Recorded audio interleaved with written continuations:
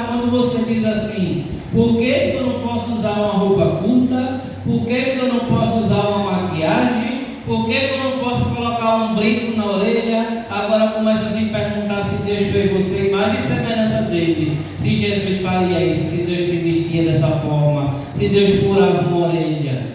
Aleluia. Você tem que começar a pensar dessa forma. Glória a Deus. Sabe por quê?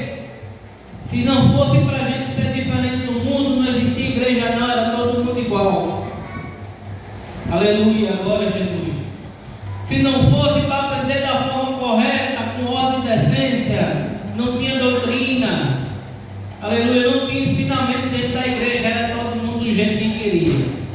Aleluia, ia virar bagunça. Mas na casa de Deus não tem bagunça. Eu e você temos que entender que na casa de Deus não é de todo jeito. Eu que você tem que entender que na casa de Deus não é do jeito que eu e você quer. Aleluia, glória a Deus.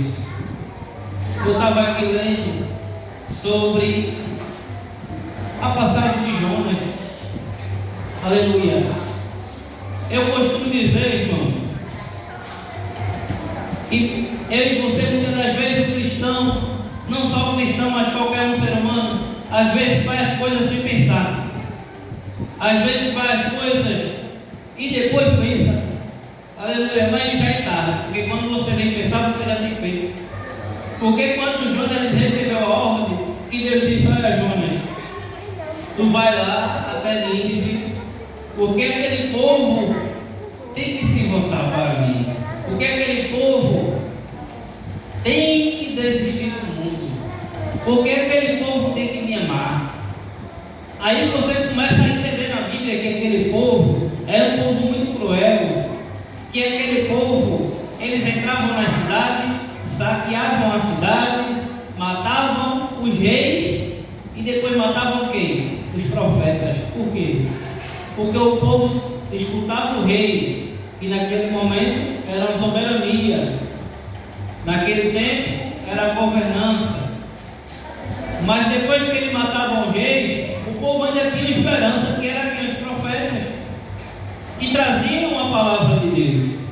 Aí ele fazia o que? Matavam os profetas também. Aí o povo ficava: e agora?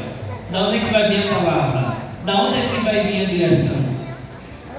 Aleluia. Eu e você temos a oportunidade todo domingo, toda segunda, toda quarta, toda sexta de vir para a igreja escutar o profeta e não vem. Se possível, faça o dia de culto todinho. E depois está perguntando assim: Jesus, por quê? Por que não escutasse a minha palavra? Por que não obedeceste? Aleluia. E Jonas, assim, ele não quis obedecer. Mas aí você devemos entender por que Jonas não quis obedecer. Jonas, ele não tinha medo daquele povo, não. Quem é que pode me dizer como o profeta Isaías ele foi morto?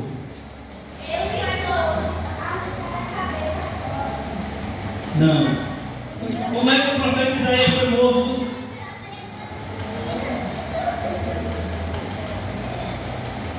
E agora? O profeta Isaías ele foi morto cerrado ao meio, de cabeça para baixo. Alguns estudiosos dizem, né? E que foi quem? O Ninivita. E Nínive era a capital da Assíria. Naquele momento era uma capital, era o maior exército que tinha. Então era um povo cruel. Alguns estudiosos diziam que aquele povo arrancava uma pele dos seus adversários. Ou seja, se ele chegasse numa cidade, ele conseguia destruir aquela cidade.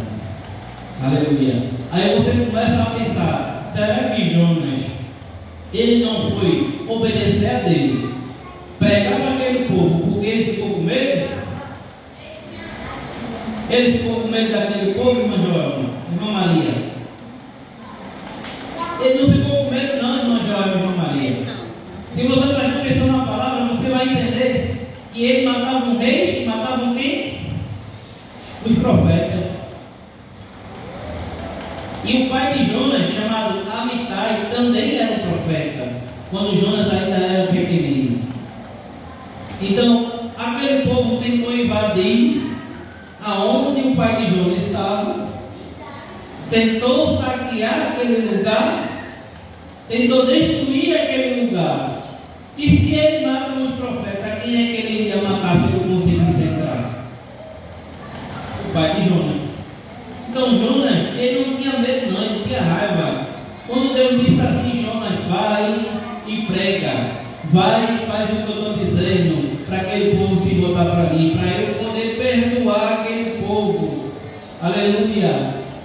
Jonas, ele estava com raiva, ele pensou assim, eu não vou, porque se eu não for, aquele povo vai ser destruído, porque eles não vão se voltar para Jesus, e Jesus não vai perdoar ele, Deus não vai perdoar ele. Às vezes você pensa dessa forma, eu não vou orar pela irmã não, porque eu não gosto dela. Aleluia. Eu não vou fazer o que Deus está mandando não, eu não vou na casa de fulano não, porque eu não falo com fulano. Eu não vou para a igreja hoje não, porque fulano está lá.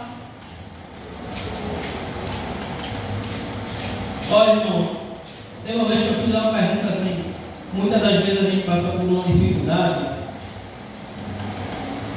aí é Deus pegando, mas quando passa por determinada dificuldade, a gente aprende aquilo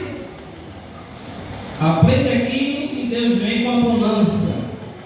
Porque o crente é assim, ele passa por uma dificuldade, que aprova e depois vem a vitória, certo? E quando chega lá, a gente começa a pensar assim, por que eu fiz isso? Não era melhor a gente não fazer antes? Não passar por aquela dificuldade naquele momento? Fazer o correto? Ir por aquele caminho que Jesus ele estava mandando? Mas Jonas não, Jonas pegou o caminho de onde? Jonas pegou o caminho de Tarso, que era totalmente distante de Nínive.